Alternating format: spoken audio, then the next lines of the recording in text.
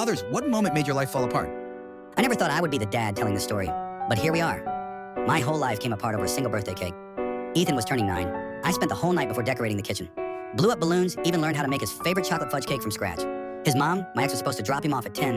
I waited by the window like a kid myself, but 10 came and went, then 11, then noon. Finally, I called her, no answer. Not even a text around 2. I drove to her place, knocked on the door, and her new husband, Jake, opened it. Said Ethan wasn't feeling well, that he'd be staying home. I asked to see him. He said Ethan was resting. I heard nothing from my son for a week. Finally, my ex texted me, we need to talk. I go over there again this time. Ethan is sitting on the couch, his face pale, his eyes puffy, like he'd been crying. I kneel down and ask him what's going on. He won't look at me. His mom says Ethan told her I made him uncomfortable, that he didn't want to visit me anymore. I felt like the air left the room, my own son saying he didn't feel safe around me. I asked him why. What did I do? He just shook his head and said nothing. A week later, CPS showed up at my apartment. Someone filed a report said I was emotionally manipulative, that I pressured Ethan to say he loved me in front of others.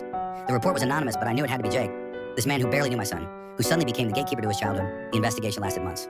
Friends stopped inviting me to things my own brother told me. Maybe I should give them space, but I didn't stop fighting. I wrote letters to the court, collected every photo, every message, every birthday card, even Ethan's little drawing he'd made that said, best dad ever. I didn't want to win custody. I just wanted the truth to matter. 6 months and CPS dropped the case. No evidence, the judge reinstated visitation, but the damage was done. Ethan came back quieter, nervous like he was trying to figure out if I was the monster they made me out to be. I never asked him what happened. I just showed up every visit, every weekend. I showed up last week, he handed me a card inside it, just said thank you for not giving up on me. So yeah, my life fell apart, but maybe now it's starting to come back together one weekend at a time.